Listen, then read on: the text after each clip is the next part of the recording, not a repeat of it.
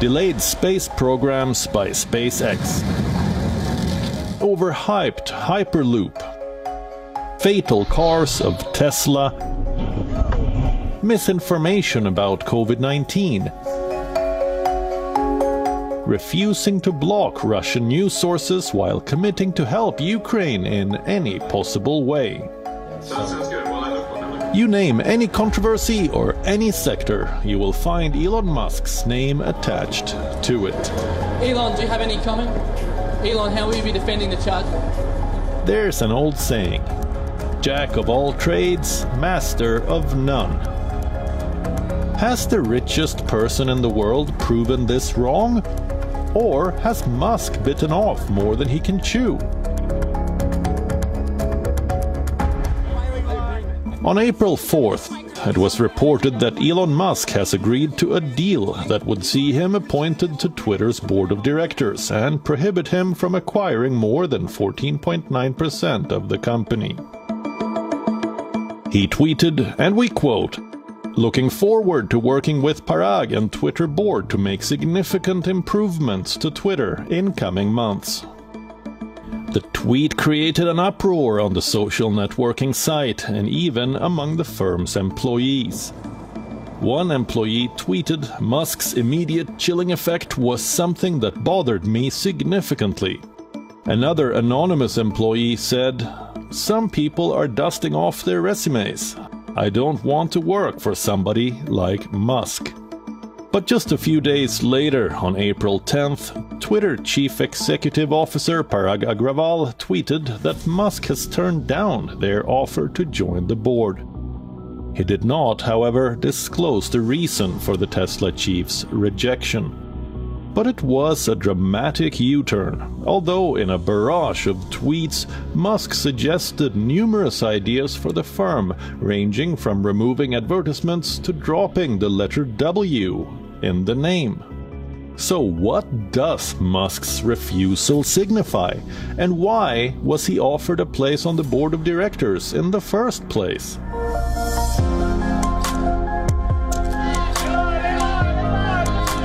With over 80 million followers, Elon Musk is one of Twitter's most influential users. It was in January this year that Musk started steadily buying significant quantities of shares in the company, reaching a 5% stake in the company by mid-March. By April, he acquired more than 73 million shares, or 9.13% of Twitter's overall shares, valued at the time at $2.64 billion, becoming its biggest shareholder.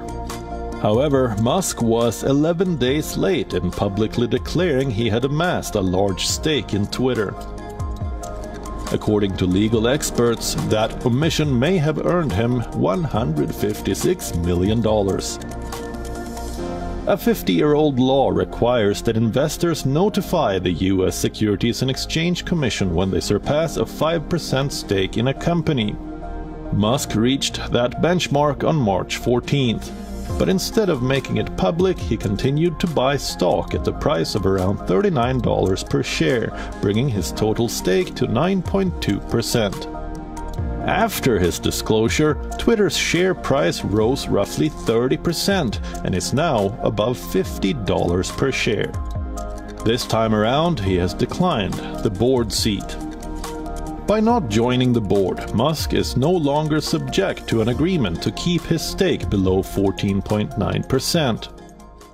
We personally think he's more likely to increase his stake here over time, potentially act as more of an activist role, looking to potentially influence change, whether it be changing members of the management team over time, or looking to change members of the board. But over time, clearly he didn't want to keep that stake under 15% and be a member of that board, and there has to be a reason in that. Just days after rejecting a seat on the social media company's board on April 14th, it was reported that Musk has offered to buy Twitter for about $41 billion in cash. Interestingly, Musk, who calls himself a free speech absolutist, and has been critical of the microblogging site in the past. We ultimately believe this turns from a Cinderella story, which would have been if Musk was on the board, to more of a Game of Thrones. I think Musk potentially could go hostile here, continue to increase his stake, maybe partner with the likes of private equity or others. And this could lead to, what could be the ultimate acquisition of Twitter or some forced strategic changes, including the board. I think it just came down to Musk was not going to play nice in the sandbox with the Twitter board. Before taking a stake, Musk ran a Twitter poll asking users if they believed Twitter sticks to the principle of free speech. In December, Musk even put out a meme that compared CEO Agrawal with Soviet dictator Joseph Stalin and showed Jack Dorsey as a clone associate. A day after becoming the largest shareholder, he launched another poll asking users if they wanted an edit button, a long-awaited feature on which Twitter has been working. The Tesla boss also asked users in a poll if Twitter's headquarters should be converted into a homeless shelter, a plan backed by Amazon's founder Jeff Bezos. He even suggested changes to the Twitter Blue Premium subscription feature, including slashing its price, banning ads, and providing a payment option in the cryptocurrency Dogecoin. At one point in time, he even declared he is giving serious thought to building his own social media platform. Look, I think Twitter board looked at everything from Musk tweets and basically said it was unacceptable, that he needed to ultimately, his view of Twitter strategically need to stay within the board. And I think once they recognized that wasn't going to happen, this really became a situation that was untenable. And I think that's something that the Twitter board recognized. And I think his tweets over the weekend really showed that this was starting to go off the rails. And I think it ultimately led to the announcement last night that Twitter and board as well as Musk can come to an agreement. Musk has been regularly mixing in inflammatory and controversial statements about issues or other public figures, with remarks on Twitter. Let's take a look. From revealing the place from where he often carries out his social media business to selling his products on Twitter, Musk knows how to stir up a storm on social media.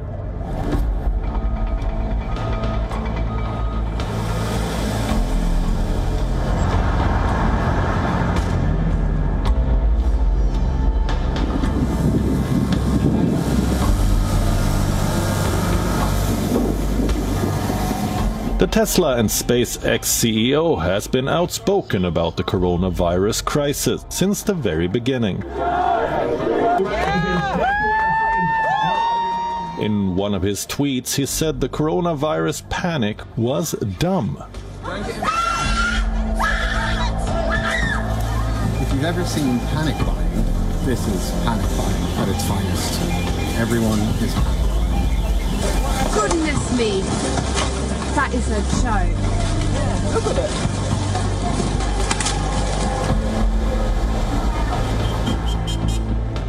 it. In another incident, along with Donald Trump, he endorsed the use of chloroquine to cure COVID-19 infection.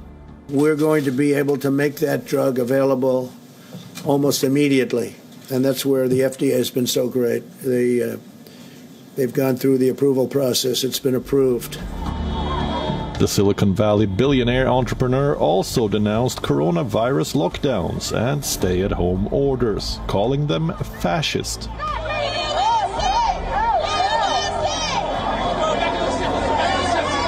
In April 2020, he tweeted, "Free America now and give people their freedom back."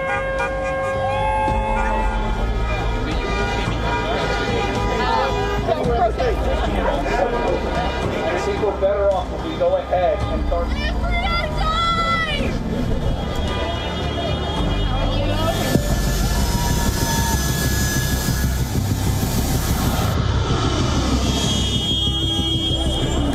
Last year, during the Taliban's takeover of Kabul, he made headlines again.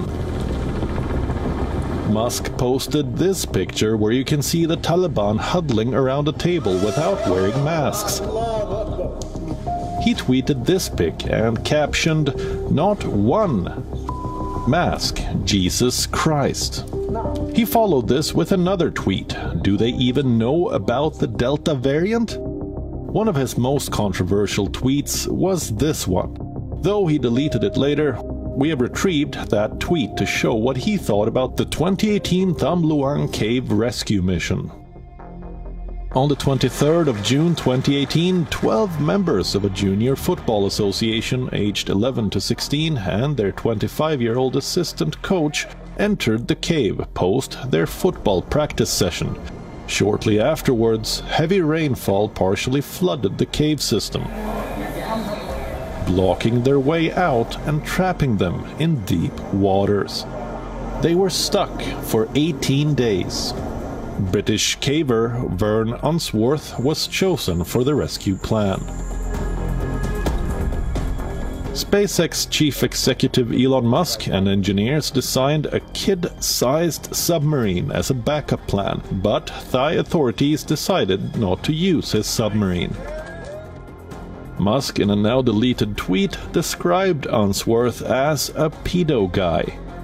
The British caver sought $190 million in damages from the Tesla founder, arguing that the tweet damaged his reputation. But Musk argued that the phrase pedo guy was common in South Africa, where he grew up. His legal team won the case. Musk was born in Pretoria, South Africa. His mother, May Musk, has spoken extensively about escaping domestic abuse and raising 3 children as a single mother. Interestingly, when Musk was a child, his adenoids were removed, because as a child he often gazed into the distance while his parents were speaking to him.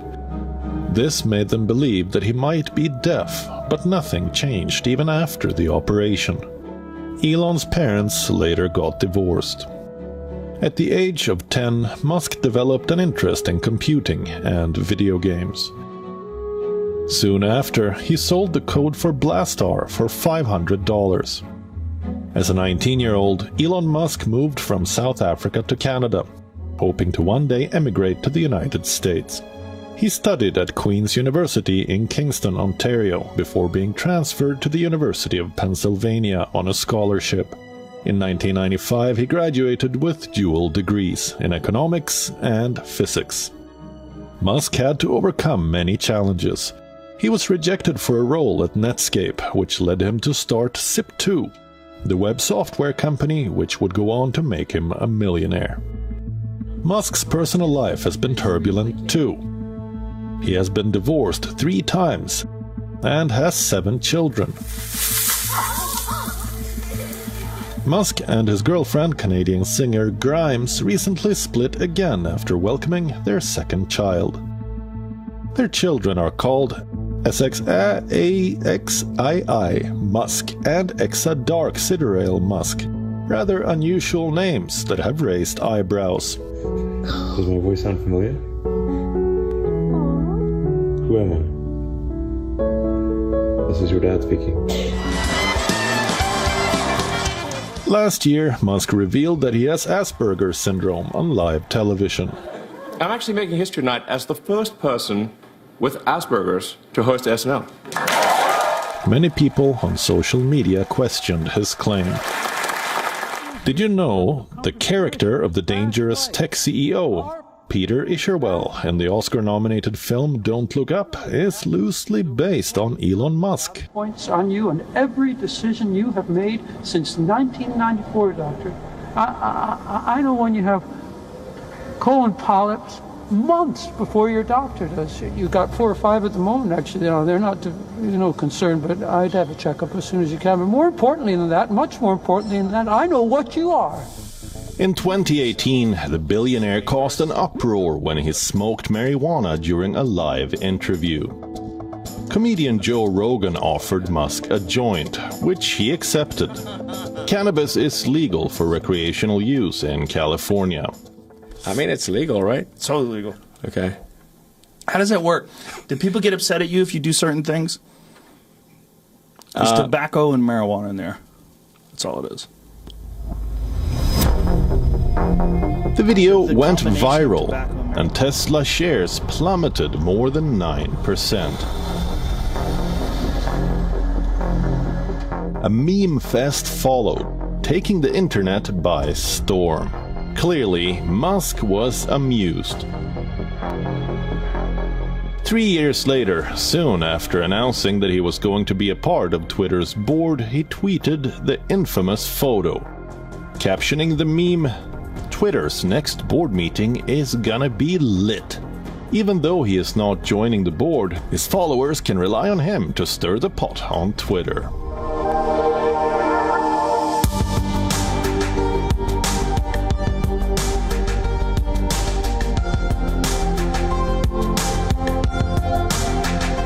Have you seen this viral video? The Tesla CEO's awkward dance moves lit up the internet. This is how he celebrated the opening of the company's new Gigafactory in Berlin. Musk threw a huge party to inaugurate the manufacturing plant the size of 100 soccer fields in Texas. So what we have here is if you put the building on its side, it's taller than the Burj Khalifa. That's to scale. It's 80 feet tall. It's equivalent to 3 pentagons. When a building is measured in units of pentagon, you know it's quite large. And this building is the most advanced car factory that Earth has ever seen. Those who couldn't get inside the cyber rodeo watched the event from the outside. I flew out from Riverside, California. It was about a 2.5-hour flight. I came to specifically for this Giga Rodeo trip. It was just a thing a lot of people on Twitter were talking about, and I'm a big fan of the company, shareholder, product owner, Model Y. So I came specifically for the Cybertruck. That's what I wanted to see. We saw on Twitter and on Where, What, When Austin that there was going to be some kind of cyber rodeo here tonight. Didn't really do our research, just kind of showed up. And we thought that they weren't going to be strict at the doors, but now we're just waiting outside, not really knowing what to do with our Thursday nights. We also just wanted to check it out. This place is huge, so we wanted to see what it was about. 8 million square feet. We did a little bit of research. Yeah.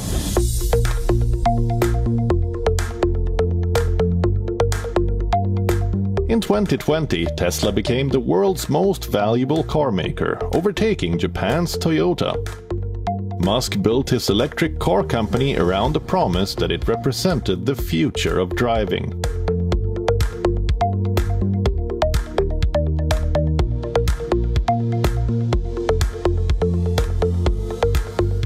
But Tesla's self-driving claims are being reviewed over false promotions.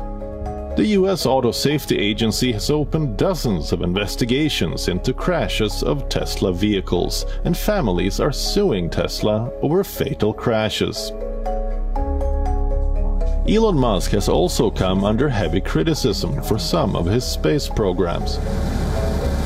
The billionaire SpaceX CEO is launching satellites into orbit and promising to deliver high-speed broadband internet.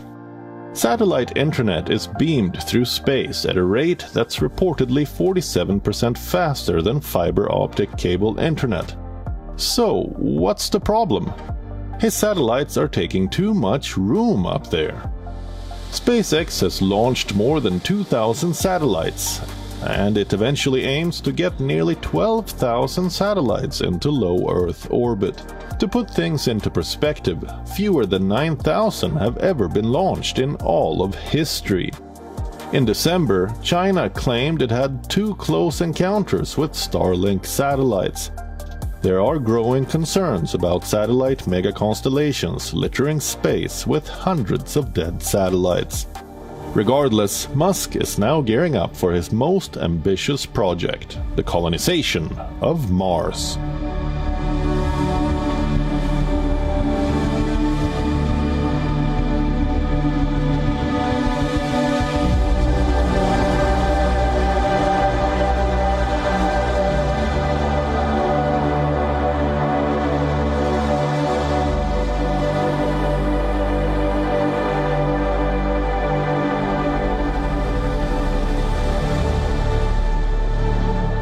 Elon Musk wears many hats.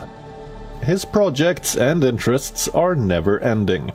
He's outspoken and brash. He's also used to proving all of his biggest critics wrong. Last year, in a regulatory filing that also appears to celebrate the firm's cryptocurrency investments, Elon Musk crowned himself the techno king of Tesla. The title is bizarre, but so is the billionaire king of controversy. Welcome to the Cybertruck unveil.